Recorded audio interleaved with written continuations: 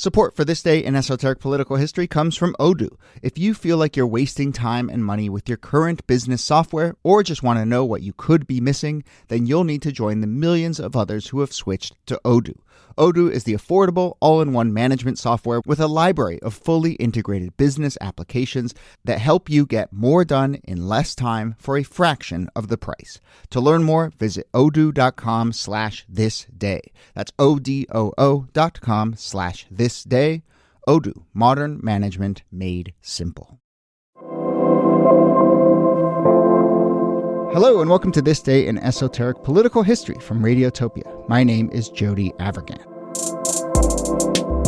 This day, February 18th, 1804, New Jersey passed a law providing for the, quote, gradual emancipation of slaves, and in doing so became the last northern state to begin the process of ending enslavement within its borders.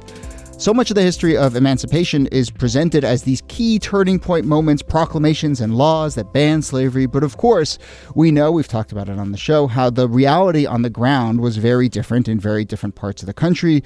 The law can proclaim slavery over, but it can take a very long time for things to actually change. But here you have the state of New Jersey, a northern state, in the actual letter of the law referring to, quote, gradual emancipation. So, here to discuss, as always, Nicole Hemmer of Vanderbilt and Kellie Carter-Jackson of Wellesley. Hello there. Hello, Jody. Hey there.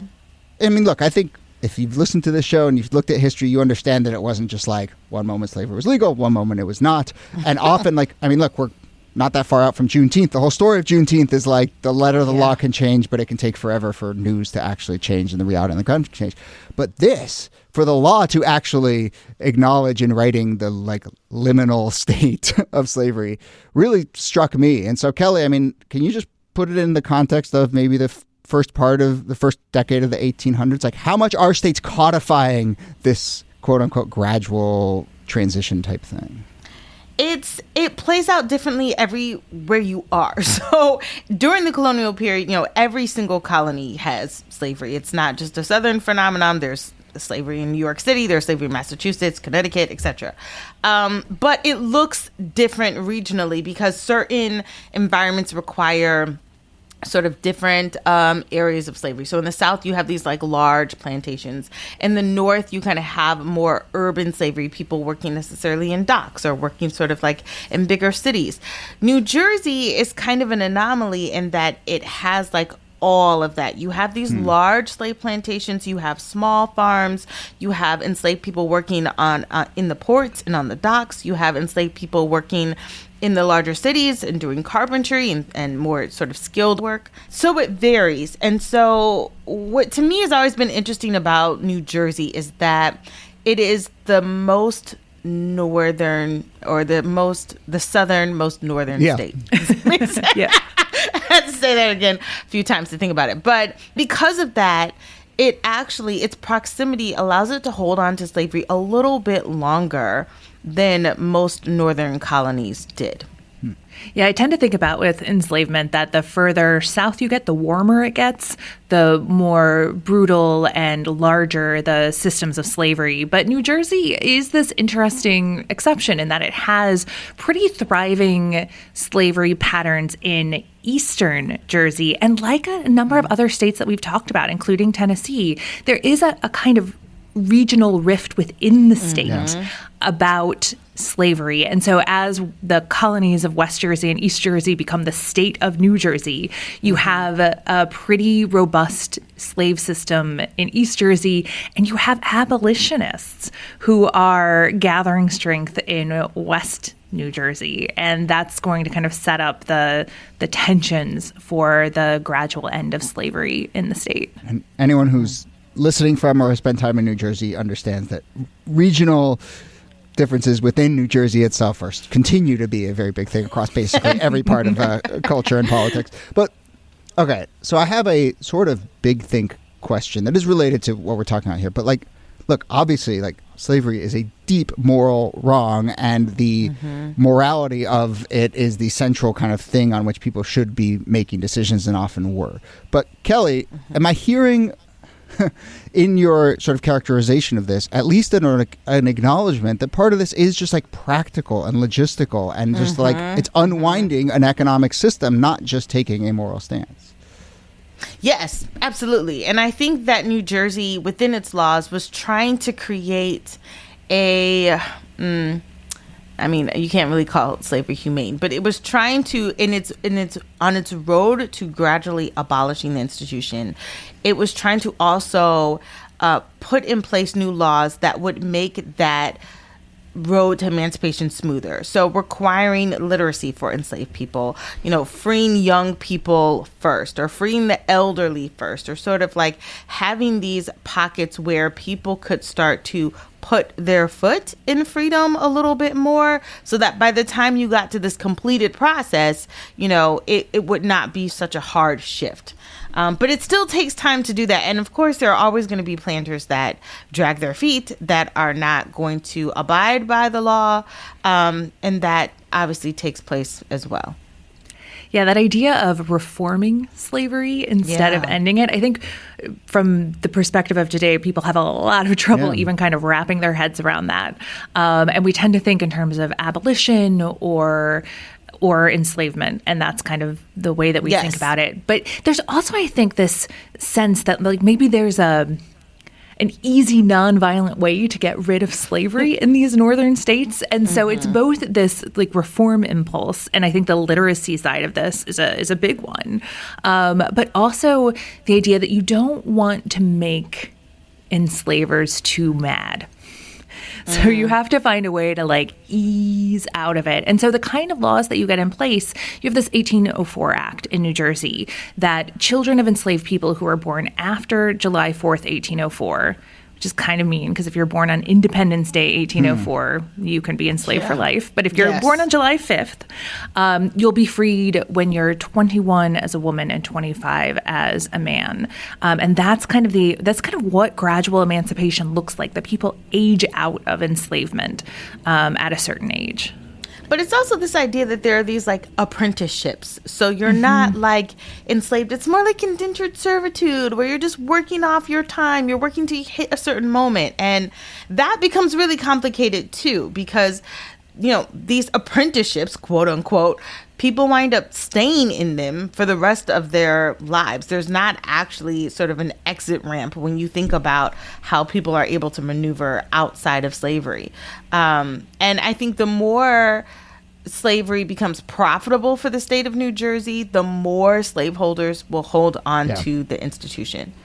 But it's not just an apprenticeship, right? It's still enslavement, and children can be sold away from their families. And enslavers are selling people to the South, where slavery is still quite a robust and in fact growing institution. And so it sometimes has like this prettier face as this kind of reform, but in fact is still the same brutal institution. Right. And that, I mean, is just so, across every decision in this era, it's like you run up against just this sort of moral rot at the heart of all this when you try and do the reform or the management or whatever. You get down to brass tacks and it's like, oh, now we're codifying the way in which you break up families, right? Because we're just not looking in the eye this very, sort of clear moral question. Yeah, it becomes an instance in which enslaved people are often not accounted for in terms of like their own grievances and loss that comes with the institution of slavery. There's no way to really repair that, but there's also no way to sort of like set someone up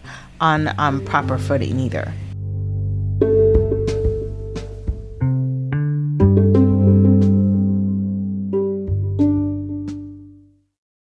Hosted by Lindsey Graham, Wondery's podcast American History Tellers takes you to the events, times, and people that shaped America and Americans. In the latest series, American History Tellers explores the Underground Railroad, a covert network of secret routes and safe houses operated by men and women committed to helping enslaved people escape bondage in the South. Follow American History Tellers on the Wondery app or wherever you get your podcasts.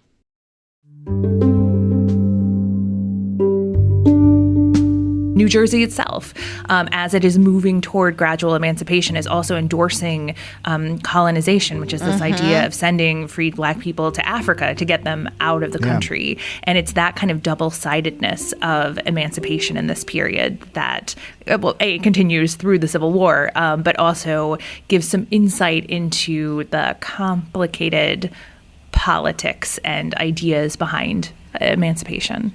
I'll tell you, I think one of the first episodes in this show that we did that like really stuck with me and kind of made me think like, wow, this is really recasting on things. And I think maybe, Kelly, the first time you were ever a guest on the show was we did an episode about the ACS, the American Colonization Society. Yes. And it was like, it's this back to Africa movement supported by a lot of white abolitionists to, take formerly enslaved people and bring them back. And, and then you look at it and you're like, actually, to your point, Niki, there's a lot of this isn't our problem. You know where you should go? Yes. Back to Africa. Well, don't you want to go back to Africa? It's like, not, and I don't know. It was one of the first moments where I realized like, this show is really helping me rethink some of these storylines. So, yeah.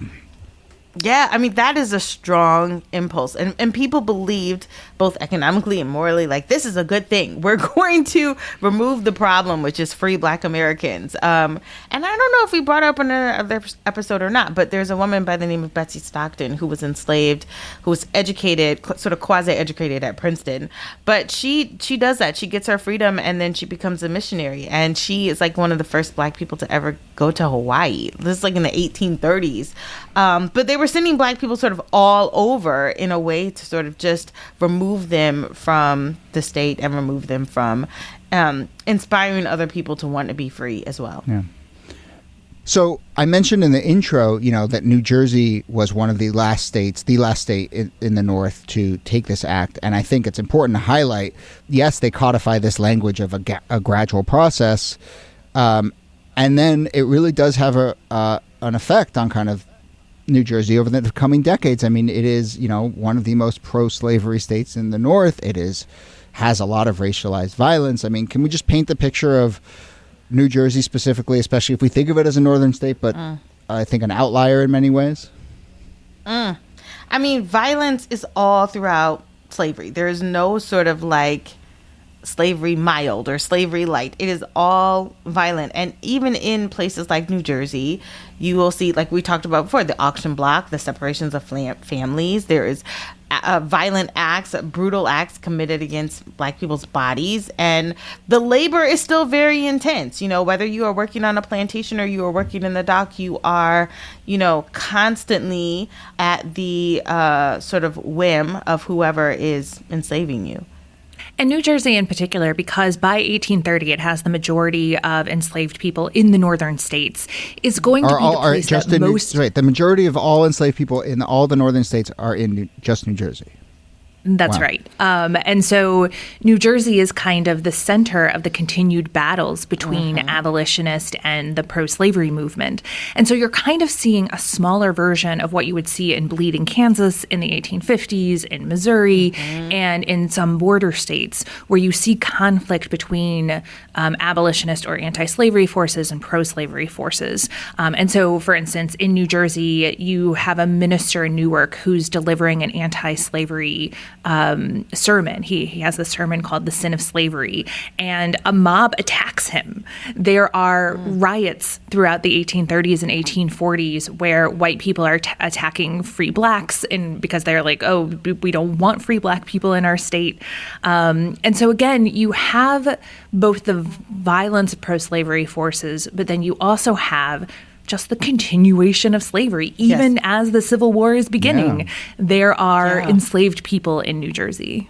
And this is what's wild to me, is that if you, depending upon, like Niki, you said earlier, depending upon when your birth date is or when, you sort of fell along these certain lines, if you got into these apprenticeships, you were still pretty much held there for life. So that it really does take the 13th Amendment to abolish slavery in the state of New Jersey. And even though there's maybe only a handful of people that are still enslaved, they're still enslaved. So that's worth noting, because I don't think we think of the North, certainly not New Jersey, as a place in which Black people are still enslaved even up until the Civil War. Right. There are 16 people enslaved in New Jersey at the end of the Civil War. And I think that's important because we have this rubric of free states versus slave states. And is Jersey a free state?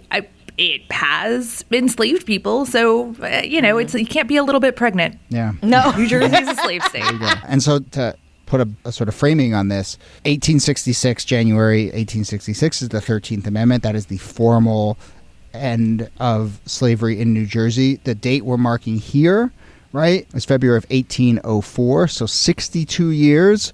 So when they wrote that phrase, gradual emancipation of slaves, 62 years. Really hit that gradual really when you talk about it. I was like, that gradual is too strong of a word if you ask me. Yeah. Eventual, Yeah. All right. Well, we will leave it there. Really fascinating as always. Let's wrap up, as we often do, with some also on this days. So we're looking at February 18th, other things that happened on this day throughout U.S. history. So in 1970, the Chicago 7 defendants were found not guilty of conspiring to incite riots in the 1968 Democratic National Convention. 5 were convicted of violating the Anti-Riot Act of 1968, and those convictions were later reversed. And I'll just say, as we look forward into the year, we're going to do some more election-themed stuff, and I think we will definitely do probably a batch of episodes about conventions, and I have a feeling we will visit that 1968 Chicago convention for sure. Mm-hmm. Especially because are the Democrats back in Chicago this year? I believe they are, though. Inauspicious. I suppose so, yeah. I guess there's still that small outlier chance that the conventions could be really interesting this year. We'll see. Yeah. In 2001, on this day, February 18th, veteran FBI agent Robert Hansen was arrested, accused of spying for Russia. He later did plead guilty to espionage and attempted espionage, sentenced to life in prison without the possibility of parole. We've done a few spy stories, but I would say not enough. Dads, if you're listening, my pledge to you, more spy stories. We're going to be Le Carre up in here. I'm actually reading my first Le Carre book right now, actually. Fantastic. A perfect spy. We'll put a pin in that. I'm like fully entering daddom. I'm like, Le Carre, I should read that. Yeah. Embrace it. That's right. Lean in. And on this day in 2020, President Donald Trump commuted the 14-year prison sentence of former Illinois governor and fellow reality television host Rod Blagojevich, who had been convicted of political corruption for trying to sell Barack Obama's Senate seat. There were lots of other Trump pardons or clemencies. Former New York City Police Commissioner Bernie Kerik, we should maybe someday spend some time on his long list of crimes, and a long list of others. The Trump list of pardons is just an incredible. It's a Mount Rushmore of something. I don't know exactly what it is, but it is just quite the lineup. It's not a Mount Rushmore of justice, I can tell you that. Yeah. All right. Well, that brings us to the end of the episode. Nicole Hemmer, thanks to you as always. Thank you, Jody. And Kellie Carter-Jackson, thanks to you. My pleasure. Thanks for listening to This Day in Esoteric Political History. Our researcher and producer is Jacob Feldman. Our producer is Brittany Brown. Our transcripts, which you can find on our website, are done by Kala Nakua. This Day is a proud member of Radiotopia from PRX, a network of independent, creator-owned, listener-supported podcasts. Audrey Martovich is executive producer. Yuri Lasordo is director of operations. If you want to support the show, tell a friend about This Day and become a member of Radiotopia at whatever level works for you. You can do that at our website, thisdaypod.com. Also on our site, you can find transcripts, sign up for our newsletter, find links to follow us on Instagram and Threads, buy merch like shirts and hats and phone cases, find information about our theme song, give feedback on an episode we've done, or suggest topics for a future episode. That and lots more, thisdaypod.com. My name is Jody Avirgan. We'll see you soon.